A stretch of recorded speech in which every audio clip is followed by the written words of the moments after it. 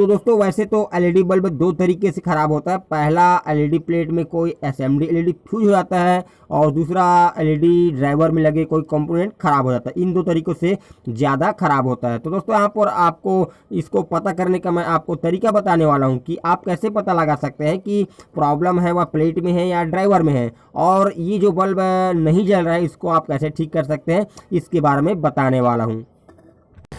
तो दोस्तों सबसे पहले हम इस एलईडी बल्ब को ओपन करेंगे। इसका जो डिफ्यूज़र है ना, इसे बाहर निकाल लेंगे तो यहाँ पर निकल जाता है।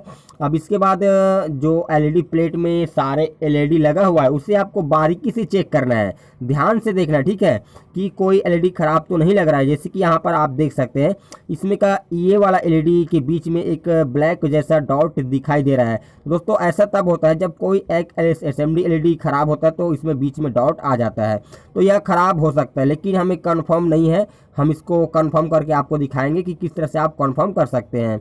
अब दोस्तों यहाँ पर जो वायर यहाँ पर लगा हुआ आप देख सकते हैं, आउटपुट वायर, तो यहाँ से हम पहले डीसी आउटपुट वोल्ट चेक करेंगे, जिससे कि हमें यह भी कंफर्म हो जाएगा कि प्रॉब्लम ड्राइवर में है या इसका प्लेट में, ठीक है। तो यहाँ पर सप्लाई देते हैं तो यह जल नहीं रहा है, ठीक है।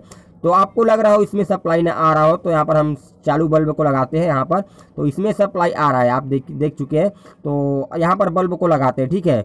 अब दोस्तों लगाने के बाद हम मल्टीमीटर लेंगे और डीसी रेंज 1000 पे यहाँ पर सेट करेंगे, क्योंकि हम यहाँ पर इसका डीसी आउटपुट वोल्ट चेक करेंगे। दोस्तों यहाँ पर जो बल्ब का डीसी आउटपुट वोल्ट होता है वह 80 से 100 के बीच आना चाहिए।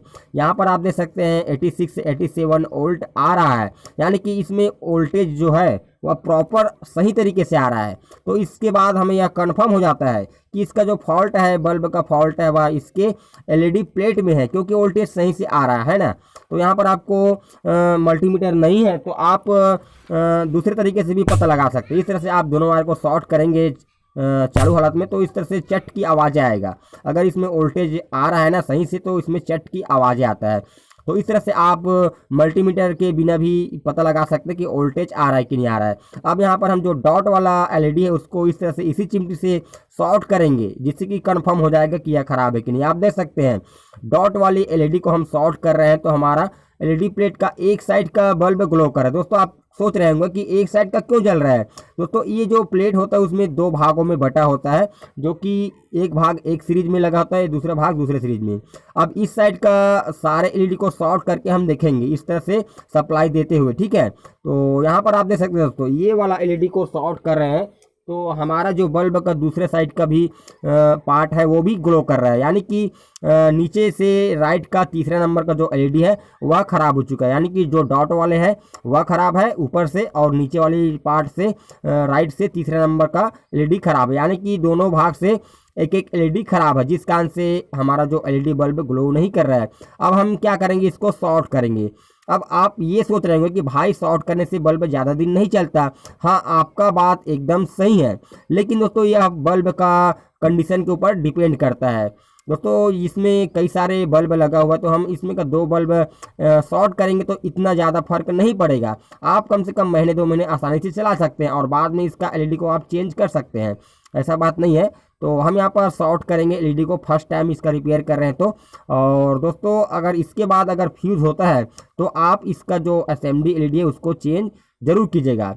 अगर आप चेंज करना नहीं जानते तो आपको हमारे चैनल में या यहाँ पर जो आई बटन है वहाँ पर आपको उसका वीडियो मिल जाएगा, ठीक है। तो यहाँ पर हम दोनों एलईडी को शॉर्ट कर दें। अब जिसको चेक करते हैं, यहाँ पर आप देख सकते हैं हमारा बल्ब का सारा एलईडी ग्लो कर रहा है, यानी कि दोस्तों इसका जो प्रॉब्लम था वह अब सॉल्व हो चुका है।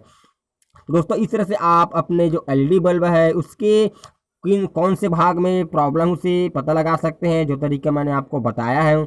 और इस तरीके से एक वायर की चिमटी की मदद से आप बल्ब के ख़राब बल्ब को भी पता लगा सकते हैं और इसका रिपेयर कर सकते हैं।